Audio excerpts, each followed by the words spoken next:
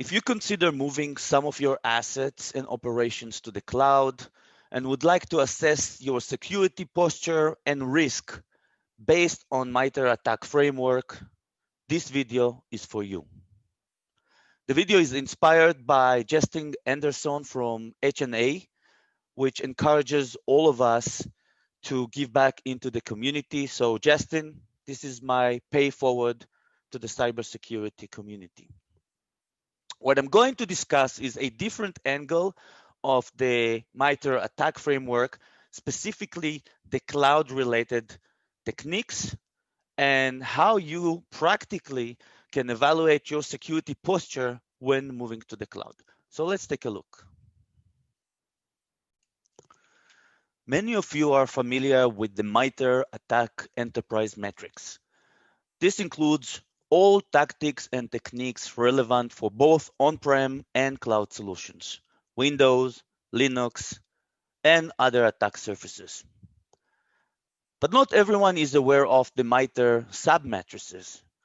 For example, I can look under Enterprise only on techniques that are relevant for Windows, Mac OS, and as you can see here, also only the threats that are relevant for the cloud.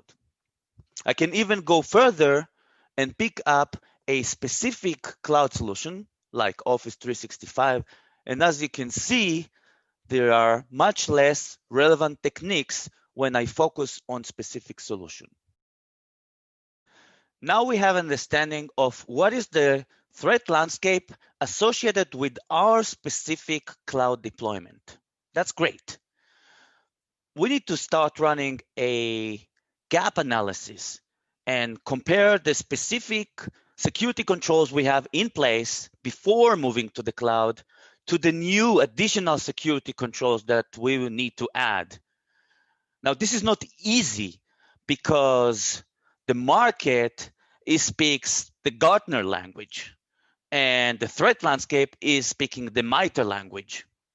So how do we map the specific solutions out there to the actual threats, tactics, techniques, and controls? Well, I've tried to do that, and let's see what I got. From here, I can jump into the Attack Navigator. Attack Navigator will allow us to create a heat map based on the specific techniques that we saw earlier. I can simply create a new layer. In this case, I want to use enterprise because cloud is part of the enterprise metrics, but there are also matrices for mobile and ICS. You see here, we're getting the full framework. What I can do now is I can filter down, remove all the operating systems and other non-relevant cloud solutions, and I get this specific relevant attack surface. I already created a map. So if I want to upload the map, I can go into a new tab and upload. In this case, it's a simulation of a customer security posture as far as it goes with Office 365. And you can see here the legend, some of the controls support some of the techniques, and there are some controls that are missing. I started with a simple Excel sheet and enumerated all the mitigations identified by the MITRE ATT&CK Framework. Next, I looked at the specific tactics and techniques that are relevant only to the narrowed MITRE Office 365 metrics and mapped each and one of them to the mitigations based on MITRE's correlation. Please note that some of the mitigations could be as simple as disabling a feature from Office 365, for example, to prevent Office application startup, from emails to reduce the risk for attacks using Outlook forms or Outlook Office 365 add-ins. you can simply disable or remove features on your Office 365 settings.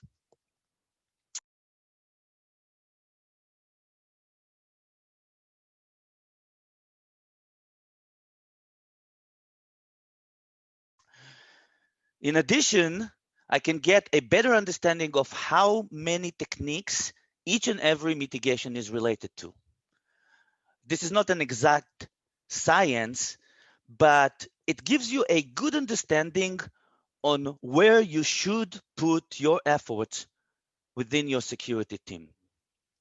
For example, you see the MFA is one of the mitigations that touches both brute force attack, stealing web session cookies, email collection, and taking over accounts. You might have some of those security policies in place, and you might need to add some new technologies to better support those mitigations. Let's take another example and look at the attack surface you should consider when moving to the cloud-based infrastructures. Going back into MITRE ATT&CK Navigator, I can easily identify additional threats added to my cloud deployment when moving into AWS, Azure, or GCP. By clicking on a filter and adding one of those three, I see the difference or additional techniques I'm exposed to in addition to those of Office 365. For example, implant container image technique, relevant to cloud infrastructure, but not to Office 365 services. Note that the Attack Navigator can help with mapping specific standards. For example, mapping to NIST 800-53, specific services, or specific technologies. So now you have a better understanding of what are the mitigation related to adding Office 365 service to your organizations. They might be similar to the ones you have today with your on-prem Exchange, or they might need some additional controls. Leverage services you already have now and modify them in order to support your cloud solutions. Identify services that are missing and look for relevant technologies. And finally, it can help your red team to validate your security controls.